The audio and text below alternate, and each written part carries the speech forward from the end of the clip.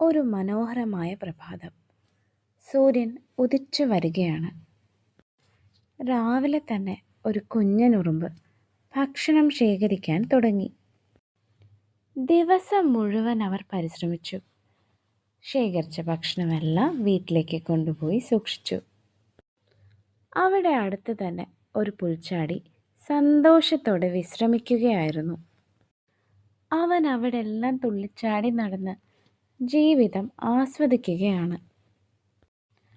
അപ്പോഴാണ് ഈ കുഞ്ഞുറുമ്പുകളുടെ ദിവസേനയുള്ള പരിശ്രമം അവൻ്റെ ശ്രദ്ധയിൽപ്പെട്ടത്.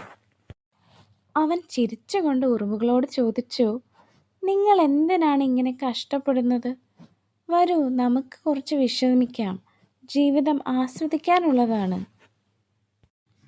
അവർ ശാന്തമായി പറഞ്ഞു, മഴക്കാലത്തിനും ശൈത്യകാലത്തിനും വേണ്ടി ഞങ്ങൾ തയ്യാറെടുക്കുകയാണ്. അപ്പോഴത്തെ കാലാവസ്ഥയിൽ ഭക്ഷണം കണ്ടെത്തുന്നത് എളുപ്പമല്ല. പുൽച്ചാടി ചിരിച്ചുകൊണ്ട് പറഞ്ഞു, അതിനിനി ധാരാളം സമയമുണ്ടല്ലോ. ഉറുമ്പുകൾ നിർത്തിയില്ല. അവർ തങ്ങളുടെ ജോലി തുടർന്നു കൊണ്ടേയിരുന്നു. അങ്ങനെ ദിവസങ്ങൾ കടന്നുപോയി. ഉറുമ്പുകൾ അവരുടെ പരിശ്രമം നിർത്തിയില്ല. അതേസമയം പുൽച്ചാടി മറ്റൊന്നിനെക്കുറിച്ചും ചിന്തിക്കാതെ തുള്ളിച്ചാടി നടന്ന് തൻ്റെ ജീവിതം ആസ്വദിക്കുകയാണ്. ഉറുമ്പുകൾ അവർ ശേഖരിച്ച ഭക്ഷണമെല്ലാം സുരക്ഷിതമായി തന്നെ സൂക്ഷിച്ചു. കാലാവസ്ഥ പതുക്കെ മാറാൻ തുടങ്ങിയിട്ടുണ്ട്.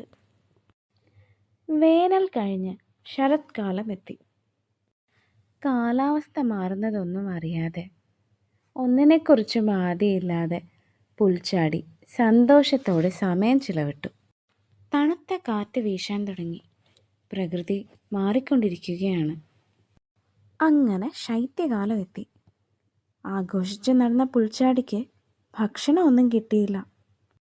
അവൻ എല്ലായിടത്തും അലഞ്ഞു തിരിഞ്ഞ് ക്ഷീണിച്ചു. പക്ഷെ ഒന്നും കണ്ടെത്താനായില്ല. വിശപ്പും ക്ഷീണവും കാരണം അവന് നടക്കാൻ പോലും കഴിയാതെയായി. അതേസമയം ഉറുമ്പുകൾ അവരുടെ പരിശ്രമത്താൽ നിർമ്മിച്ച വീട്ടിനുള്ളിൽ സുരക്ഷിതമായി ഇരിക്കുകയാണ്. അങ്ങനെ ഇരിക്കെ ഒരു ദിവസം പുൽച്ചാടി ഉറുമ്പുകളുടെ വാതിലിൽ മുട്ടി. ഉറുമ്പുകൾ പുറത്തേക്ക് നോക്കിയപ്പോൾ കണ്ടത് തണുത്ത് വിറച്ചു നിൽക്കുന്ന പുൽച്ചാടിയെയാണ്. നിങ്ങൾ എന്നെ സഹായിക്കണം. ഈ തണുപ്പത്ത് എനിക്ക് ജീവിക്കാൻ കഴിയുന്നില്ല. ഭക്ഷണമൊന്നും കിട്ടിയതുമില്ല. ഞങ്ങളുടെ കൂടെ നീയും അധ്വാനിച്ചിരുന്നെങ്കിൽ ഇന്ന് ഇങ്ങനെയൊന്നും ആവില്ലായിരുന്നല്ലോ. കരുണയുള്ളവരായിരുന്നു ആ ഉറുമ്പുകൾ. ഉറുമ്പുകൾ അവന് ഭക്ഷണവും ആശ്രയവും നൽകി. അവർ പുൽച്ചാടിയെ വീടിനുള്ളിൽ തങ്ങാനും അനുവദിച്ചു.